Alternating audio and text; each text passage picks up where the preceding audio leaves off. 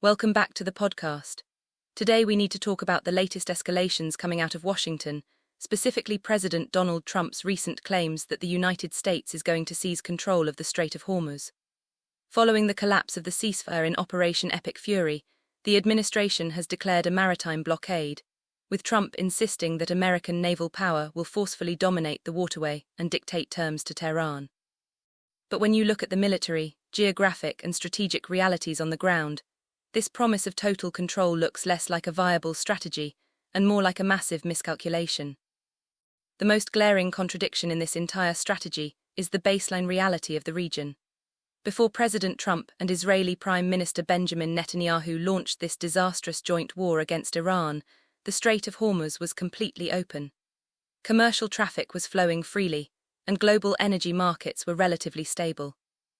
The administration initiated Operation Epic Fury under the guise of neutralizing threats, but the direct result of this failed war is that they have now closed the very waterway they are promising to control. They created the crisis, and now they are offering a military escalation as the cure. Let's look at the evidence that contradicts the likelihood of the US actually taking and holding control of the Strait of Hormuz. Geographically, the strait is a nightmare for any invading or blockading naval force. At its narrowest point, it is only about 21 miles wide, and the designated shipping lanes are just 2 miles wide in each direction. Iran controls the entire northern coastline, which is heavily fortified. They have deeply buried anti-ship cruise missile batteries, swarms of heavily armed fast-attack boats, advanced sea mines, and drone launch sites positioned on high cliffs overlooking the water. To truly take control of the strait, the US wouldn't just need a naval blockade. It would need to systematically destroy or occupy thousands of square miles of Iranian coastal defenses. The Strait of Hormuz cannot be seized. Military analysts have repeatedly pointed out that while the US Navy can destroy Iranian ships, it cannot easily neutralize hundreds of mobile, hidden missile launchers tucked into the rugged coastal mountains.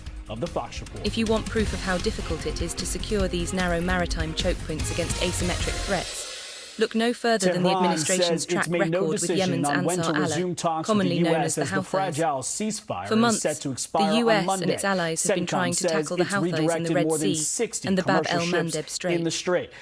Despite launching countless airstrikes, deploying carrier strike groups, and forming international naval coalitions, they have failed to stop Ansar Allah from disrupting global shipping.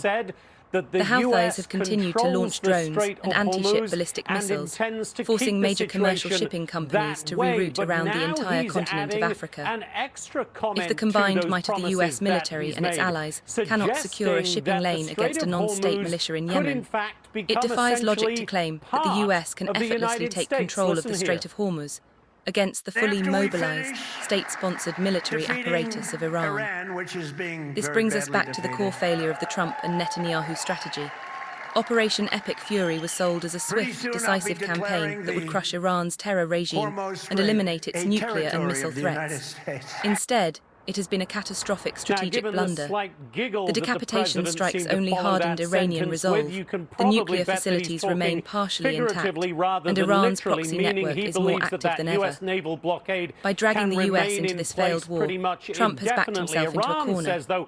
He is now threatening to militarily dominate a heavily fortified strait that his own war policies caused to close in the first place. As long as the administration refuses to acknowledge the geographic and tactical realities of the Persian Gulf and ignores their ongoing failures against forces like Ansar Allah, the promise of taking control of the Strait of Hormuz remains nothing more than a dangerous illusion. Thanks for tuning in, and we will see you in the next episode.